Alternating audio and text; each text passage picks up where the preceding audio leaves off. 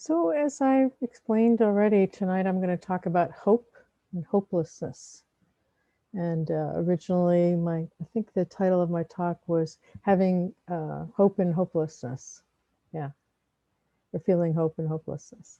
So, when I started to explore hope and hopelessness, there were so many different facets, so many different ways that I could take this topic. I started to get confused. I should go this angle, and then this angle, and then this angle. And I got kind of hopeless about talking about hopelessness and hope. And then I let go and I abandoned the whole topic and I just let hope and hopelessness kind of reside on my heart and mind to see what arose. And I remember, I think it was last week, Susan said, abandon all hope ye who enter here. And that's where this came from. I remembered that was something that was said in the, inscribed on the portal above the gates to hell in Dante's Divine Comedy. Abandon all hope ye who enter here. That could have easily been the title of my talk tonight. But before I jump into this, I want to really name that my perspective and my talk is coming from a place of privilege and comfort. So I have a comfortable life. My bills are paid. I'm not worried about living out on the street anytime soon. So what I'm saying is not going to apply to all people, just those of us who don't have to worry about our survival from day to day. So hope. I'm going to talk about hope from a mundane physical level, the earthly level, and then also hope on a spiritual level, and how they can be helpful or harmful in different places. In particular, depending on how we hold them. Our relationship to hope and hopelessness is what's the most important, not the hope or hopelessness themselves. So on a mundane level, in my life, I've hoped that I will get a good job, or I hope that the weather gets warmer, or that my toe stops hurting me, or whatever, the different types of hopes that we can have. I hope that mankind can get wiser and more compassionate and actually save the human race. There's certain times that I have these kind of thoughts, hopeful thoughts. And from this perspective, hope can be helpful sometimes, especially if we feel totally hopeless, right? If we're feeling hopeless and total despair and desire to give up because it's just too hard, having a few thoughts, hopeful thoughts can actually energize us and give us a little bit of ease and peace for a few moments, and then give us enough energy to pick ourselves up, brush ourselves off, and maybe try something again. Maybe take some new actions. Hoping in this earthly realm can become unhealthy too, especially when we get lost in hoping and we get so attached to our hopes that they turn into expectations. Because as we know, expectations don't always pan out, do they? Right? And then we suffer when they don't pan out. The other way that hope can be unhealthy in the mundane level is if we sit there and go, well, I hope that I get the job or that something happens. And if I can just hope hard enough, maybe it'll happen. And then not take any actions, right? If we don't take any actions, then we can hope until the cows come home, but probably won't happen, right? But the big truth is, and I say this often, you might get tired of my saying this, but my truth is that Mama never told me there'd be days like this. I feel in a sort of way that my parents and the world, society did not prepare me for life as it is, right? I was told that if you work hard, you will succeed in life and you will have a good life. I was told that if you're honest and a good person, people will like you and it'll be easy to have friends and to have, really strong social life. Um, no one sufficiently warned me that the life would suck at times, that it would be really tough at times. I wouldn't always get what I wanted. I was never told that. People would I wasn't told that people would not naturally just like me because I walked into a room, that I actually had to, develop relationships. And nobody explained to me that my body, my mind, my moods, and life circumstances would be constantly changing every time I turned around, right? That would have been really important for someone to teach me that when I was a kid growing up, right? You agree? So the one thing, I think that's a lot where hope comes from, because we have all these anticipations for life being a certain way, and then when they're not turning out the way we kind of the bill, we're sold the bill of goods, then we start hoping for things to be different than the way that they are, right? So what messages or expectations did you have because of your family or society is one thing to explore, right? Yeah. So hope is an integral part of the Buddhist perspective. In fact, the Buddha's teachings are based in they're fundamentally hopeful, because these teachings say that there is a reliable way to release ourselves from suffering, to protect others, to create a better world, to mitigate harm, and to actually awaken from our suffering. Right? So that's what this path is like, a promise of this. So it's very hopeful. But then when you jump into the Buddhist path and you start walking the Noble Eightfold Path, which are the primary instructions for this path, you learn that there's suffering. Suffering is the most important, the first truth, right? And that what causes our suffering, but craving, desiring, wanting things to be a particular way. And that if we want to proceed on this path, not only do we have to cultivate through meditation, but we also have to let go of craving, let go of this really strong wanting. And then to learn how to have a wise relationship to what's arising each moment. This is what I found really interesting when I'd learned this years ago in the Anguttara Nikaya. That's the discourses of the Buddha. The Buddha teaches us that there are three kinds of people in the world: the hopeful, the hopeless, and the one who has done away with hope. So the way that I look at this is, when we first start on this path, we start with hope, because I know that's what brought me to this path. I was hopeful that I could mitigate some of my own internal stress and suffering. So when we first come to this path, we're hopeful. But then the more that we get to go deeper into this path, the more hopeless we become. The more we realize that there is no controlling a lightning bolt, that there is no way to control our lives to be a certain way, right? That the actual transformation comes from letting go of control, from stop hoping, right? And the one who has done away with hope is the one who's fully enlightened. So there's a natural progression on the Buddhist path from hopeful to hopeless to just doing away with all hope. No hope. Don't need to even have hope anymore. Yeah. And I'll talk a little bit more about that from a mindfulness perspective in a minute. But back to the mundane realm, I also see that hope can be inspiring and helpful. It can inspire, it brought me to the path, it can inspire deeper spiritual practice, connectedness. Like when Martin Luther King's "I Have a Dream" title, or Obama's "Yes, We Can."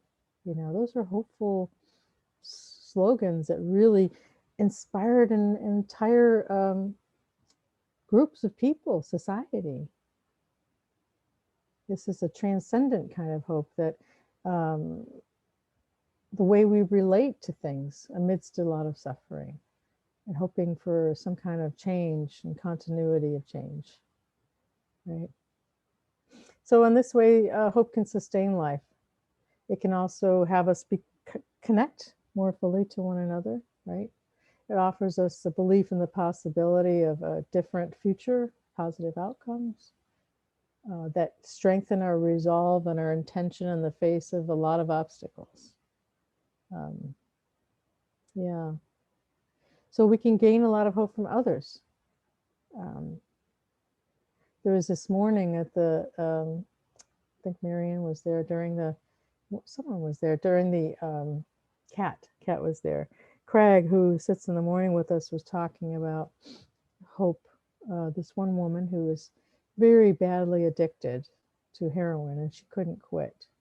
And she kept trying to quit, but kept coming back, and she ended up losing her husband. She ended up losing her children. She ended up losing her home. She lost everything. She was prostituting herself. And she was at the lowest point of despair and hopelessness. She just couldn't see how she could go on with this life, with this terrible addiction. And someone gave her a plant, just a regular house plant, and told her to take care of this plant. This is your plant to take care of. And while she was nurturing this plant and taking care of this plant, she started feeling love and caring for this plant. And then she started translating that love and caring to herself, right? So that then she started having hope in her own healing process through the love of this plant, right? And then she was able to finally become free from her drug usage habit. And it was the doorway was through the love of a plant, taking care of a plant. I asked him, I said, can I use that story tonight?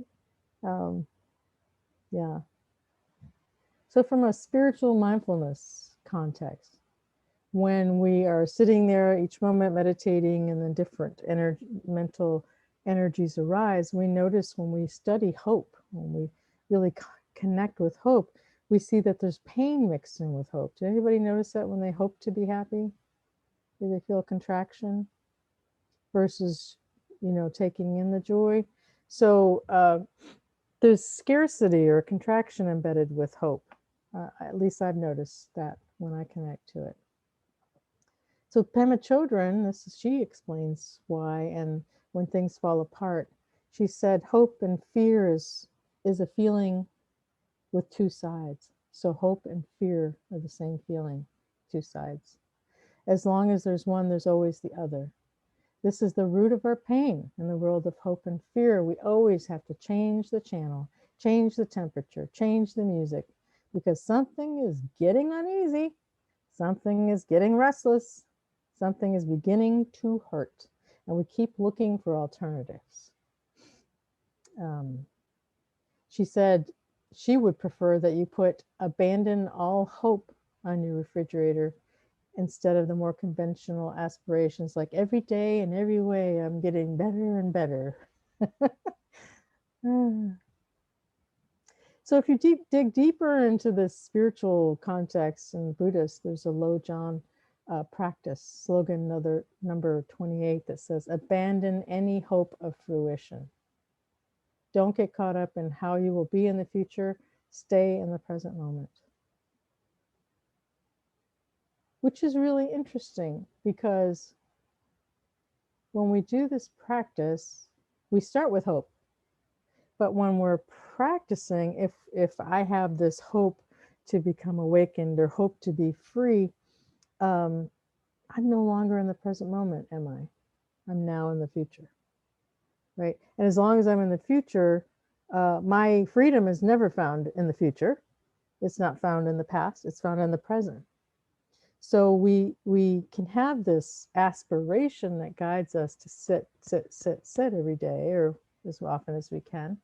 But we have to let go of the result and not get caught up in the future potential result. Yeah, so in this way, what they're asking us to do is abandon all hope, is to actually be hopeless, right?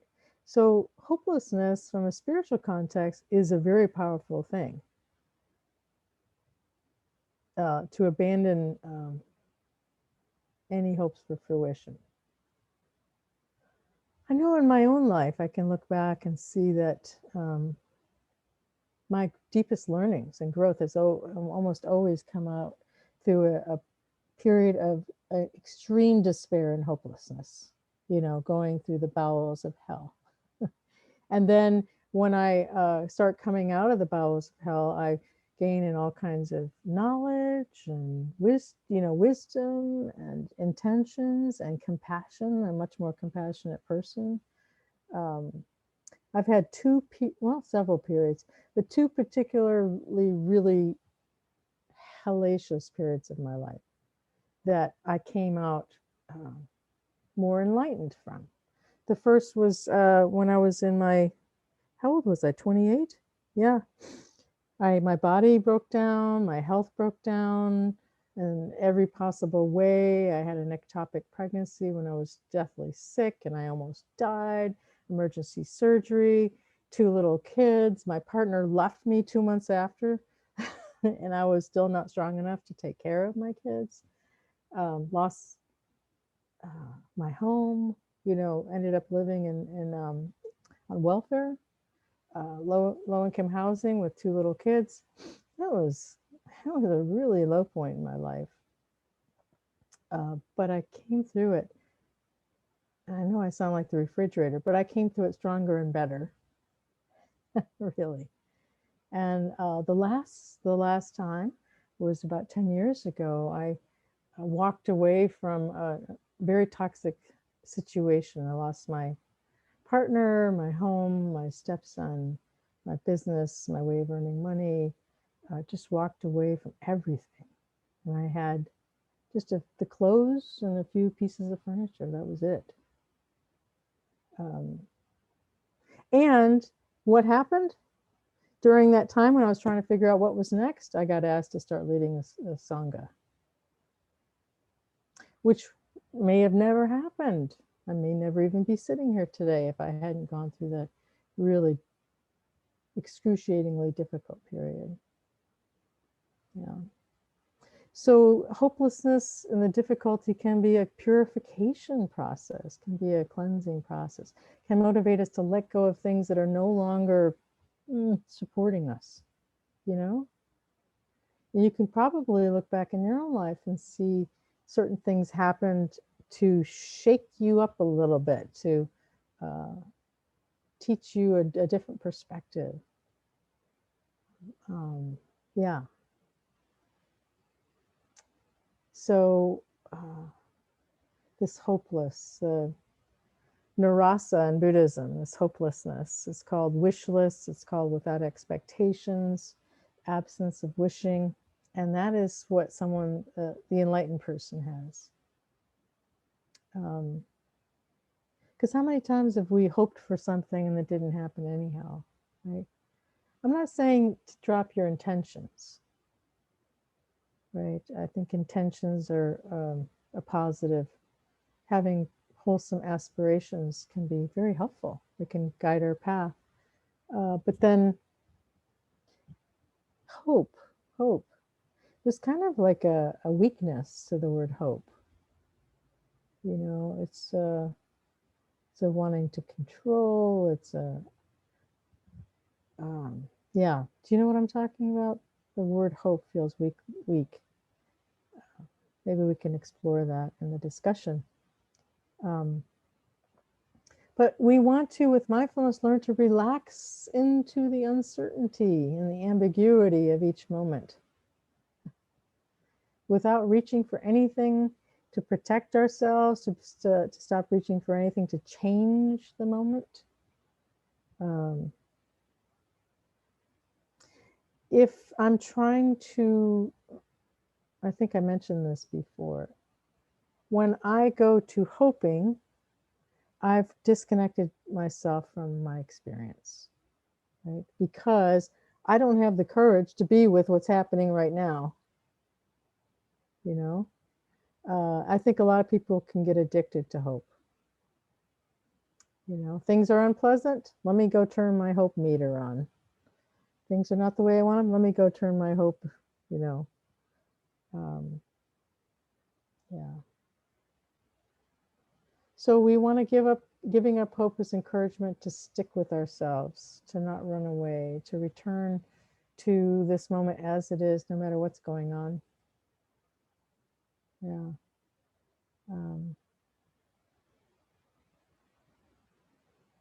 When I'm fully immersed in this moment, then I don't need to be hopeful.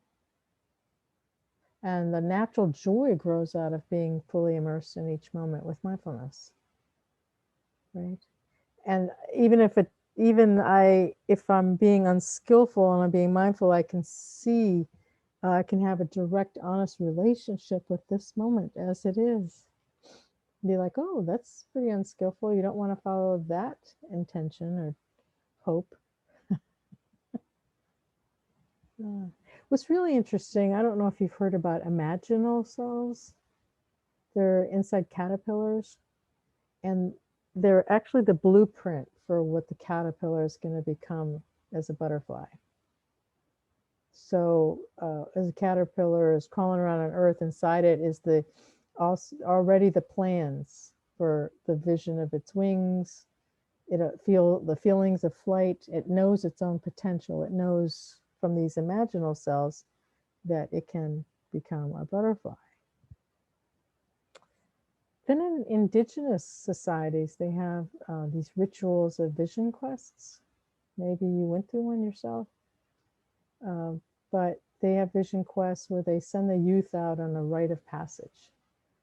And they're supposed to sit by themselves out in nature and the stillness and darkness, alone in the forest, challenged and pushed away, maybe really hungry.